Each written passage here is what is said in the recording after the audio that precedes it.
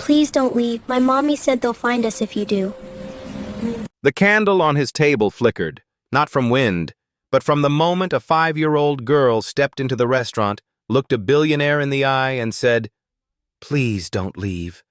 My mommy said they'll find us if you do." In that instant, Mark Wong didn't realize he wasn't on a blind date. He was being chosen. Chosen for a secret powerful men would kill to keep buried. And the little girl holding the pink notebook? She was the key to all of it. And that's how a blind date became the first move in a rescue Mark never planned to lead. That night, Mark would learn why Alexis was late, why Ella carried a notebook, and why some men would rather he'd walked away. Welcome back, my beautiful family and friends. If you're hooked in and you're ready to enjoy this story, click subscribe and let me know in the comments where you're watching from, because tomorrow I will be giving you another story just as interesting as this one, and you don't want to miss it. Now let us begin. Hours later, after the bill, after the laughs that startled him by how real they sounded, Mark would finally hear the reason Ella asked if he saves people, and why Alexis had chosen a billionaire stranger over the police. For the first time in years, Mark Wong didn't rush to leave a dinner. He didn't check his phone, didn't think about the contracts awaiting his signature or the board members waiting for his approval. Instead, he watched Alexis dab Ella's chin with a napkin, smiling apologetically when the little girl smeared chocolate across her cheek in retaliation. There was a softness in Alexis that unsettled him, not weakness, but a kind of strength forged under pressure. The strength of a woman who had learned to carry fear and still walk forward. "So," Mark said, folding his hands on the table, his voice gentle but direct, "Ella said you brought something important, and that you needed someone who could help." Alexis froze, not visibly, but enough that Mark noticed the breath she held too long. Ella didn't wait for her mother to speak. "Mommy said you're the only one who can protect us because you don't scare easy." "Ella," Alexis whispered, her voice trembling, "let Mommy talk." Mark turned to Ella. "It's all right," he said softly. "I'm listening." Ella nodded once, then placed her small hand over his. Her eyes, too calm for a 5-year-old, locked onto his with quiet urgency. "It's starting," she whispered. Before Mark could ask what she meant, the restaurant lights flickered, glasses chimed. A faint vibration tremored through the floor, like the low hum of some hidden engine. No one else seemed to notice, only Mark and the child gripping his hand. Alexis reached forward instinctively, pulling Ella close. "Not here," she murmured to her daughter. Then to Mark, "I know this is going to sound impossible, but please, just listen with the same openness you showed tonight." Mark nodded, every sense alert. "I didn't come here because I was looking for love," she continued. "I came because I was told you were the only person powerful enough to stand against them." "Them?" Mark asked. Alexis swallowed. "The people who are hunting my daughter." Mark leaned back, studying her face for any sign of fabrication. There was none. Only fear carefully disguised beneath composure. Ella squeezed his fingers. "You asked why I said you save people," she said. "Because Mommy said you saved millions once, without anyone knowing." Mark's breath caught. Very few people knew of his past involvement in an underground humanitarian operation, a mission sealed under government secrecy. "How do you know that?" Mark asked quietly. Alexis reached into her purse and placed a folded document on the table. The edges were frayed. Government insignia stamped faintly across the header. "I found this," she said, "in a file not meant to exist. A file about you, and about what they plan to do with children like my daughter." Mark's blood turned to ice. "What are you saying?" he asked. Alexis met his eyes. "I'm saying Ella is not just my daughter." She is proof of something they tried to bury. And the moment they find her, the lights flickered again. This time, the chandelier above them buzzed, just once. Ella didn't flinch. She simply spoke. "They already know we're here, Mr. Mark. And Mommy said once I found you, you'd know what to do." Mark stared at the child, feeling the weight of destiny settle on his shoulders like an old, familiar cloak. Ella's next words sealed it. "You're the only one who can protect us." And with that, the night stopped being a blind date and became a battle line. Rain began to fall as they stepped outside. Soft at first, then suddenly relentless, turning the parking lot into a shimmering sheet of silver. Thunder grumbled across the sky as if warning them not to linger. "I'll drive you both home," Mark said, already unlocking his sleek black sedan. Alexis hesitated under the awning, clutching Ella against her. "That's not necessary," she said quickly. Mark turned to her, unblinking. It wasn't a question. Her eyes searched his face, weighing something invisible. After a heartbeat, she nodded.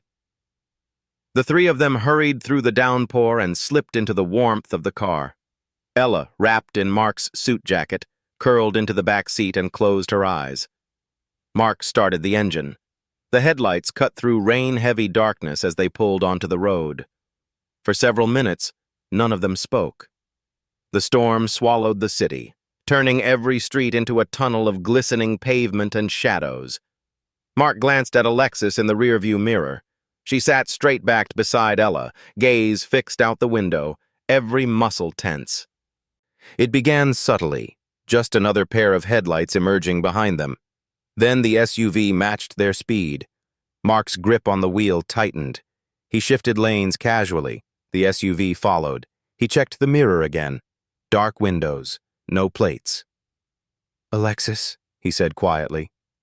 "I see it," she replied, voice barely above a whisper. Ella stirred. Not fully awake, but drawn by some invisible thread, like a compass sensing true north. "Mommy," she murmured. "They found us." The air in the car changed. No longer a ride home, but a countdown. Mark switched into a state of clarity he hadn't entered in years. The world slowed. His senses sharpened. He spoke low and calm. "Alexis, seatbelt securely fastened?" She nodded silently. "Ella?" he asked. Ella's small voice came steady from the back. "I'm ready." That single sentence sent a chill through him. Children should not be ready for this. And yet she was. The SUV sped forward, closing the gap. Mark checked the on-ramp ahead. It led to the expressway. Traffic was light, but visibility was poor. He weighed the terrain, the escape routes. "Why are they after her?" he asked, eyes locked ahead. Alexis exhaled slowly, as though releasing the last breath of a normal life. "Because she's the only one who survived." Mark didn't look back. "Survived what?" "You wouldn't believe me if I told you." Mark accelerated. The SUV matched. The rain hammered down harder, drumming against the windshield like the onset of war. "Try me," he said. Alexis leaned forward, her face illuminated by the dashboard lights. "They experimented on embryos, using illegal nanotech. I didn't consent. I didn't even know until after she was born. Ella is different. And they want her back." From the back seat, Ella spoke again, still half in a dream. "They're not going to take me, Mr. Mark." Mark's focus sharpened. "No," he said, voice like steel. "They're not." The SUV lurched forward, drawing up beside them on the slick road. Its engine roared as it edged into their lane, attempting to force them off the highway. Alexis gasped, grabbing Ella with both arms. "Hold on," Mark commanded. The SUV's headlights flared, cutting through the rain like twin spears. Then it swerved, fast, aimed directly for Mark's car. The SUV rammed sideways, trying to force Mark off the road. And that was the moment the billionaire stopped being a date and became a shield. The SUV slammed into Mark's rear bumper. The car lurched, tires screeching across rain-slick asphalt. Instinct, not thought, took over. Mark downshifted hard, spun the wheel, and let the car slide sideways before pulling it back into line. The move was surgical, controlled chaos. The SUV overshot, fishtailed, then corrected, headlights cutting through the storm like predator eyes. Alexis clutched the seat. "How do you even know how to do that?" "Old habits," Mark said tightly, accelerating. "Buckle Ella tighter." He hit a sharp left, cutting down a deserted service road lined with storage units and rusting fences. The windshield wipers screamed against the downpour, visibility near zero. The SUV followed, relentless. Mark's expression never changed. Calm, precise, calculating. Somewhere deep inside, something long buried was reawakening. "Who are these people?" he asked. Alexis hesitated, watching the headlights behind them grow brighter. "I used to work for them." Mark flicked his gaze toward her. "Define them." "A private research company," she said, "funded by people who never want their names known. They called it humanitarian genetics, but it was nothing of the sort."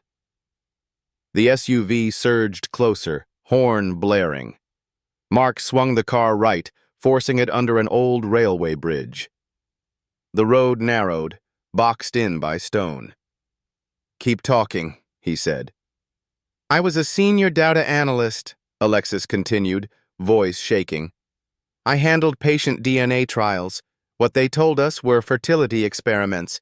Then I saw the real files." She stared straight ahead, rain running down her face like tears. They were modifying embryos, weaponizing genes for disease resistance, intelligence, control. They implanted samples into unknowing mothers through fake clinical trials. Mark's grip tightened on the steering wheel. "And you found proof?" "I downloaded everything. I tried to expose it, but before I could, I realized I was pregnant." The words hung in the air, sharp as glass. From the back seat, Ella stirred. "Mommy?" "It's okay, baby," Alexis whispered, forcing calm into her trembling voice. "Go back to sleep." Mark's mind raced. "So you ran," he said flatly. "I had to. After she was born, I saw what they'd done. Ella learns faster than she should. She hears frequencies no human ear can. They called her a success." "They called her property," Mark corrected grimly. The SUV roared up again, this time from the opposite lane. Mark accelerated, the city lights blurring past. His car's engine screamed as he veered off the main road toward the cliffs overlooking the coast highway. Alexis gripped the dashboard. "Where are you going?" "Somewhere they won't expect," he said. "They're trying to pin us in." He hit the emergency lights, braking hard before spinning into an unmarked service tunnel used for maintenance trucks. The SUV shot past, missing them entirely, vanishing down the highway. For a long moment, only the sound of rain on metal filled the silence. Alexis's breathing slowed. "You knew exactly what to do back there. You've done this before." Mark didn't answer immediately. "I funded operations years ago that rescued people like you from people like them. I never thought it would come back." Her eyes glistened with both fear and trust. "Then maybe you're the only one who can keep her safe." Mark turned slightly in his seat, meeting her gaze head-on. "What did they do to your daughter, Alexis?" Alexis swallowed hard, her voice barely a whisper. "They're not after me," she said. "They're after her." And in that single sentence, Mark Wong realized the chase had only just begun. The tunnel lights flickered overhead as silence stretched between them. The danger was momentarily behind them, but not gone. Mark sat motionless, his hand still resting on the gear shift as Alexis held Ella protectively in the back seat. "You can let us out anywhere," Alexis murmured. Her voice was steady, but her eyes weren't. "We'll find our own way from here." She said it without pleading, without hope, as if she expected it, as if she had heard it too many times before. Mark didn't answer. He stared through the rain-streaked windshield at the world he knew, the world of control, contracts, logic, the world where threats like this were buried, not confronted. He could walk away now. He could pretend this night never happened, protect his empire, protect himself. But in the rearview mirror, his gaze met Ella's. Her small hand clutched her pink notebook like it held the last piece of safety in her world. He made his decision. Without a word, Mark shifted into drive and pulled out of the tunnel. They drove in silence until the towering silhouette of his private residential tower came into view, sleek, glass-walled, fortified by technology that even governments couldn't breach. Alexis frowned. "Why are we here?" "Because if they're looking for you," Mark said, scanning his retina at the private gate. "They're not getting past this door." He parked in a secure bay. Automated lights guided them toward a private elevator. No doorman. No witnesses. As they ascended, Alexis looked at him cautiously. "Your security team." "I've already disabled their remote access," Mark said. "From this point forward, no one knows you're here. Not even my head of security." Alexis stared. "You just compromised your own protection network? For us?" Mark didn't look at her. "For her," he said, nodding toward Ella. The elevator doors slid open into a penthouse stretching across the entire floor. Polished marble, sharp edges, flawless surfaces. Expensive, perfect, lifeless. Ella slipped out of Alexis's arms and wandered slowly across the wide expanse. She touched a glass sculpture, then a steel-framed chair, then stopped in the center of the room. "This isn't a house," she said softly. "It's where someone keeps their loneliness." Mark froze. Ella turned to him, her voice quiet, not accusing, just true. "It looks like a museum where love died." Alexis sucked in a breath. "Ella." But Mark raised a hand. He didn't feel exposed often. Vulnerability was not part of his vocabulary. Yet somehow, this child saw his truth without needing to ask. And instead of recoiling in embarrassment, something inside him cracked. Before he could speak, Ella's expression changed. She blinked. Once, twice. Then her eyes widened, as if listening to something no one else could hear. "Mommy," she whispered, clutching her ears. Alexis rushed forward. "Ella? What is it, baby?" Ella stumbled backward, dropping her notebook. "It's loud," she gasped. "It's so loud. Make it stop." Mark was at her side in seconds. "What is she hearing?" Alexis's face drained of color. "A frequency.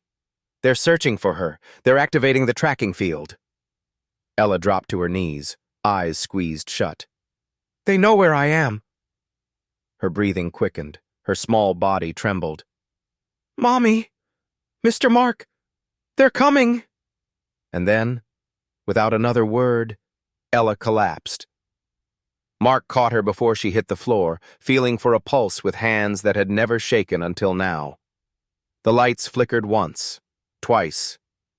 Then every screen in the penthouse came alive with a single line of text. "We know she's with you." Mark carried Ella to the penthouse medical suite, an emergency facility few people even knew existed.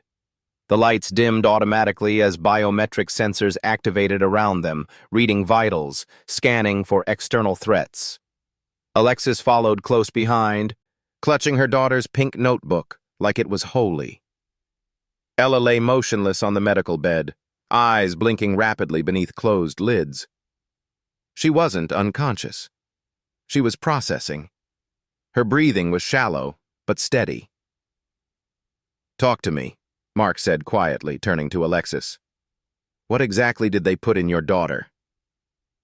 Alexis swallowed, her arms wrapped around herself as though trying to contain the truth. "They called it Project Seraph," she whispered. "They were trying to create children who could interface with technology through their nervous system. Human receivers." Ella was the only success. They injected her with nanotech while she was still forming in the womb. Mark stared. "Without your consent." "I didn't even know I was part of a reproductive trial," she said bitterly. "They told me they were treating women who had trouble conceiving. I wasn't supposed to be able to have children.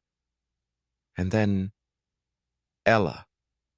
She reached out, brushing her fingers across her daughter's forehead. "She hears frequencies most can't detect. Wireless currents, surveillance patterns. She can tell when someone is watching. She can sense danger before it arrives." Mark turned to the wall panel and entered a code. A single name appeared on screen. Dr. Nathaniel Rowe.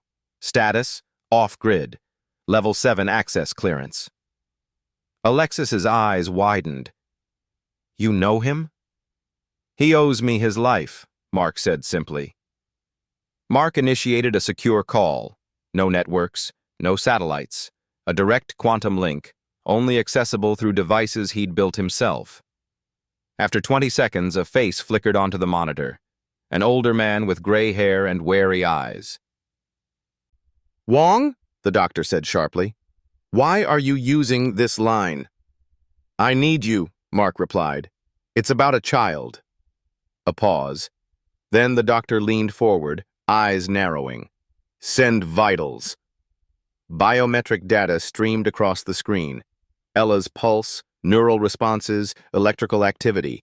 And then, the readings spiked. Dr. Rowe's jaw tightened.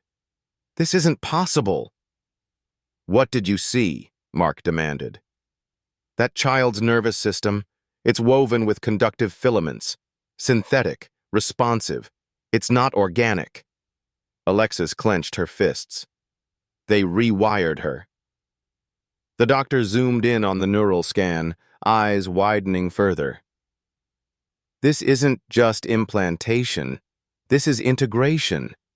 Her cells are communicating with the nanotech, evolving with it." Mark stepped closer to the monitor. "Can you remove it?" Dr. Rowe shook his head slowly. "If you remove it," he said, "you kill her." Silence fell. Alexis's breath hitched.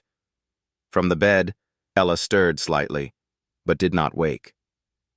Dr. Rowe looked at Mark with something between awe and fear. "Do you understand what she is?" Mark spoke first. "She's a child."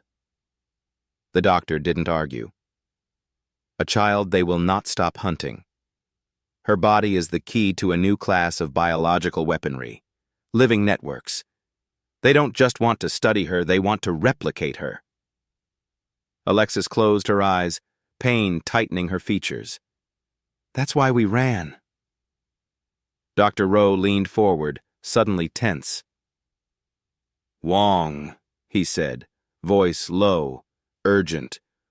"Listen carefully." Mark's muscles tensed. "What is it?" The doctor's voice dropped to a whisper. "Who else knows you have this child?" Mark's blood ran cold. Because in that moment, every screen in the room flickered again, and a single symbol appeared. Not from the doctor, from them. The symbol on the screens glowed an ominous blue before vanishing entirely, replaced by the company logo Mark knew all too well, his own.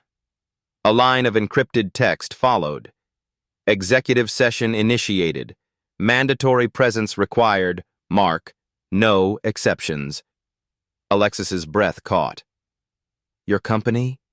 They know?" Mark's jaw flexed as he forced calm into his voice. "They weren't supposed to. Someone inside breached my personal network. He turned to Dr. Rowe. End transmission. Scramble this session. But the doctor's face had already disappeared, the screen going black. A final whisper crackled through before it cut. You can't trust anyone in your circle anymore. Within minutes, Mark stood before a digital boardroom, a conference of 12 shadowed faces projected into the air, representing billions in global power. These were not just business executives. These were the unseen architects behind pharmaceuticals, data, international defense. They already knew. Mark, the chairman's voice boomed, calm, controlled, inhumanly polite. We're aware that you are harboring a high-value biological asset. Mark's eyes narrowed. She is a child. She is the future, another voice countered. You're standing in the way of human advancement. What you call advancement, Mark said, is state-sanctioned abduction. Silence. Then, the chairman leaned forward, face still shrouded in shadow. We're not requesting your cooperation, he said. We are advising it. If you surrender the girl now, we will ensure your legacy remains intact. If you do not, your empire falls tonight. Alexis, off-screen, broke into quiet sobs. Mark didn't flinch. His voice dropped into steel. I built this empire, he said. I don't bow to threats from cowards hiding behind frequencies. A third board member spoke, her voice gentle but deadly. You misunderstand, Mark. This is not about you anymore. This is about the preservation of our species. Sacrifices must be made. Mark ended the call mid-sentence. The holograms dissolved. Silence filled the penthouse. Heavy. Electric. Alexis sank to the floor, her composure finally shattering. This is my fault, she whispered. I dragged you into something you can't fight. You'll lose everything because of us.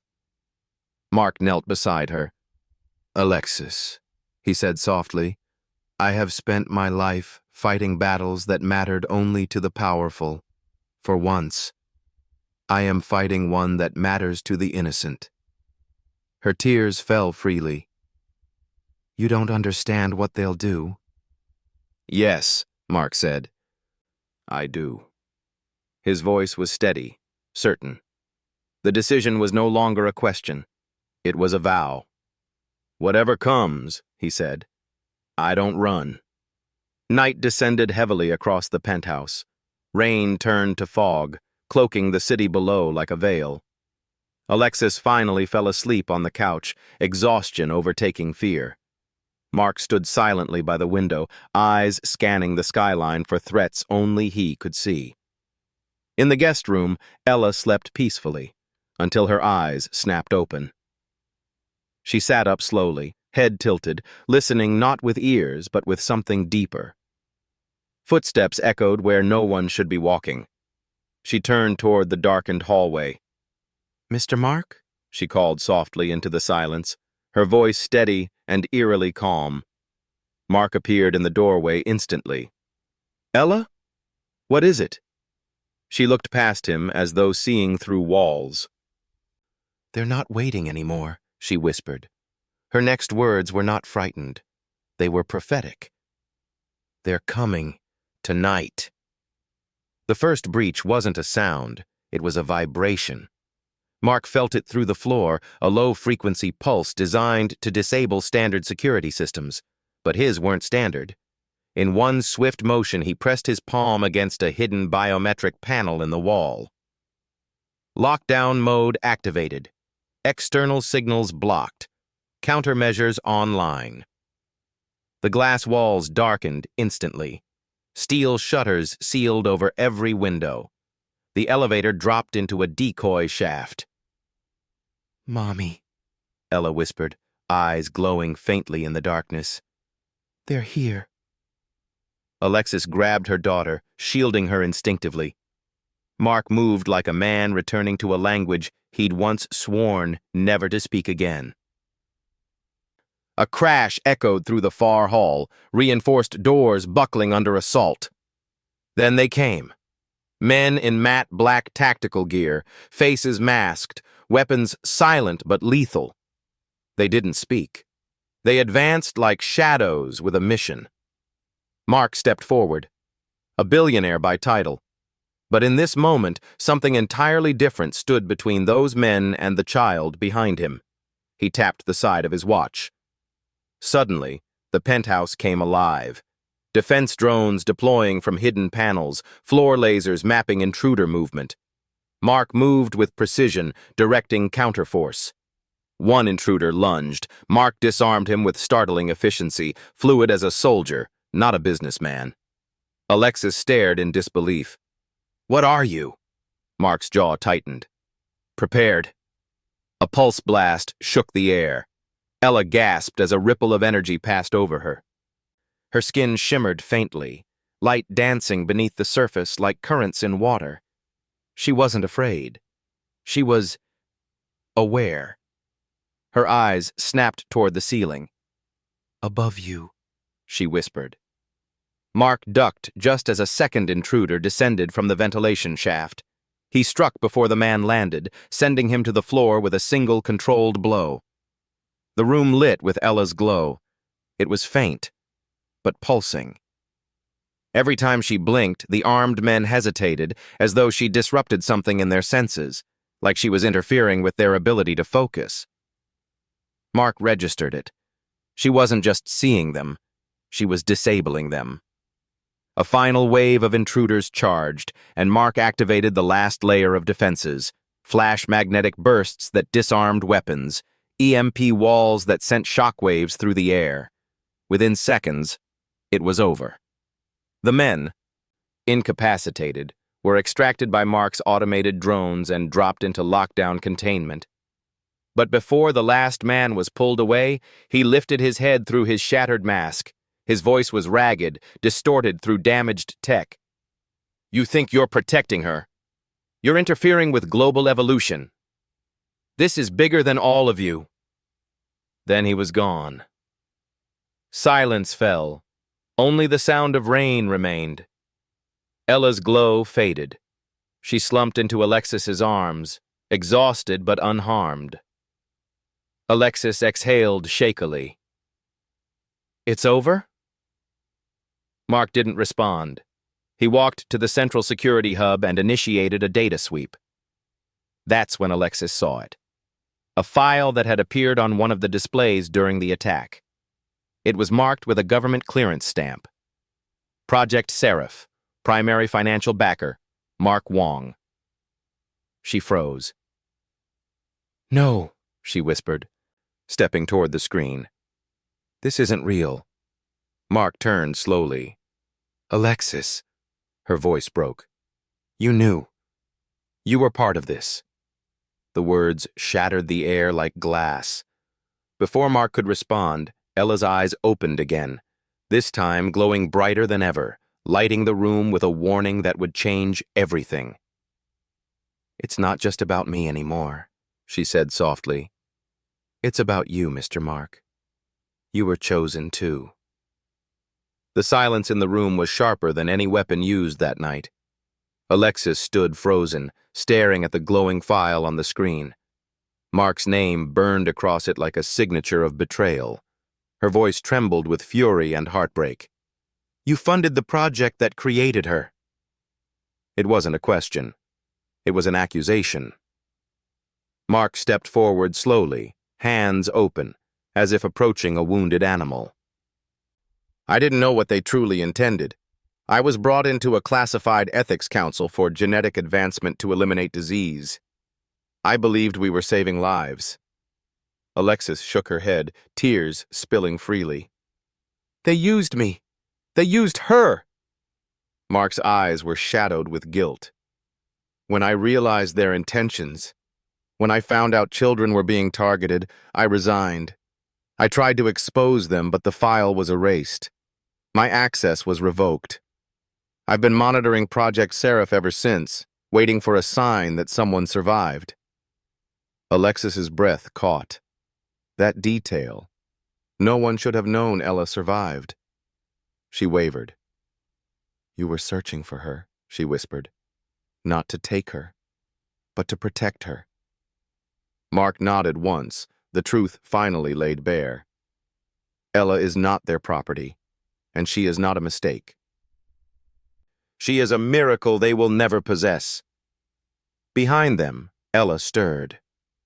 The faint glow beneath her skin flickered gently, like a heartbeat made of light. Alexis turned to her daughter, tears falling, this time not from fear, but from a dawning understanding. If you were part of it, she said softly, turning back to Mark, then maybe you were meant to be part of ending it. Mark stepped forward, kneeling in front of Ella as she sat on the bed, tiny, exhausted, yet somehow radiant with purpose beyond her years. He took her small hands in his. Ella, he said, voice steady despite the storm in his eyes. From this moment on, no one touches you. No one hunts you. No one claims you. You are not a weapon. You are not an experiment. Emotion cracked his voice. You are my family. Alexis covered her mouth, the weight of those words sinking into her soul. For a long heartbeat, the room held nothing but the sound of breathing, hers, Mark's, Ella's, synchronizing into something new. A unit. A vow. Ella looked up at Mark, her eyes shimmering with that mysterious inner light. Does that mean you won't walk away? She asked softly. Mark swallowed. Never. Alexis stepped closer, tears still falling, but now with reverence. Then maybe, she said slowly, we weren't running to survive. Maybe we were running to find you. The truth settled over all three of them. Not coincidence, not chance. Providence. Destiny. Ella squeezed Mark's hands gently, then turned her glowing gaze toward the dark windows now sealed against the world. Her voice was no longer frightened. It was awakening. Then you must be ready, Mr. Mark, she said, her eyes glowing brighter than ever. Mark blinked. Ready for what? Ella lifted her chin, like a child, yet not a child at all. Because I remember, she whispered. I remember where I came from. Thank you for watching to the end. I believe you enjoyed it. We have a lot of other interesting stories like this lined up for you already, so click the image showing on your screen to watch the next. Don't forget to subscribe.